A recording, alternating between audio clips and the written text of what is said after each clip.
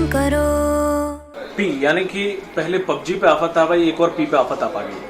आपको बता दें कि गूगल प्ले स्टोर से पेटीएम चला गया है। अभी आपने देखा होगा जब से लॉकडाउन हुआ है तब से सहूलियत सबके लिए बना हुआ था पेटीएम।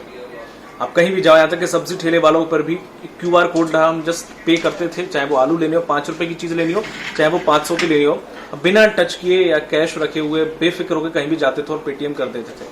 क्यों, यहाँ तक कि प्रधानमंत्री नरेंद्र मोदी ने भी पेटीएम को काफी प्रमोट करने की बात कही थी और पेटीएम ने ही शायद चस्का चढ़ाया था ऑनलाइन ट्रांजैक्शन का। उससे पहले शायद हम लोग नहीं जानते थे,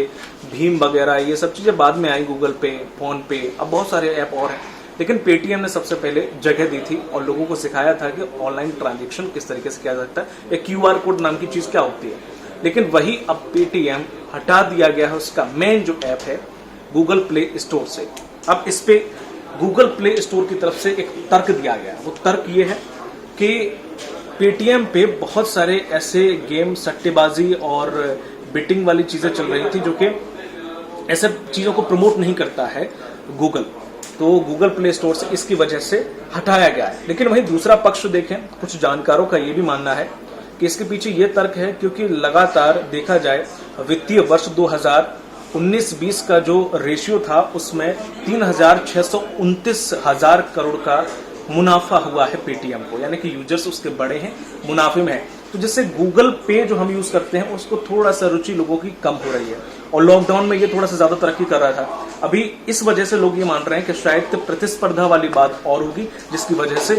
पेटीएम को मैन हटा दिया है। हालांकि पेटीएम का जो मैन ऐप है वही हटा है, बाकी आपको पेटीएम बिजनेस या Paytm indoor, Paytm mutual fund, बहुत सारे जो उसकी शाखाएं हैं जिससे रिलेटेड ऐप हैं वो अभी भी आपको मिल जाएंगे, लेकिन जो मैन ऐप है वो हटा दिया। लेकिन इस पर ट्वीट करके पेटीएम ने कहा है कि आप घबराएं नहीं,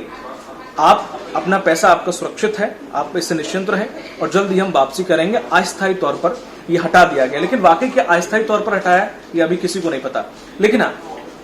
चूंकि आप अगर अपने पेटीएम वॉलेट में ज्यादा पैसा रखते हैं और या फिर ज्यादा ट्रांजैक्शन करते हैं तो मैं ये चाहूंगा कि जब तक ये अस्थायी या फिर इसके पीछे की जो असमंजस की स्थिति है वो क्लियर जब तक ना हो जाए, आप ज्यादा पैसा वॉलेट में ना रखें। 50,000 जो लोग रखते हैं, 20,000 रखते हैं, 1 लाख रखते हैं, वो ना रखें। जो छोटे मोटे ट्रांजैक्शन या रिचार्ज करते हैं वो उतना ही अपने उसमें पेटीएम वॉलेट है या बैंक है उसमें रखें, ज्यादा अमाउंट रखने की जरूरत नहीं है जब तक कि वो दोबारा वापसी नहीं कर जाता, क्योंकि जब तक अपडेट मांगेगा हो सकता है कि भविष्य में चलकर आपको कुछ और प्रॉब्लम का सामना करना पड़े। लेकिन जो अभी पेटीएम को इससे बहुत बड़ा लॉस हो सकता है, क्योंकि पेटीएम हो सकता है कि IPL से पहले जो है वापसी करे, क्योंकि IPL ऐसा टारगेट था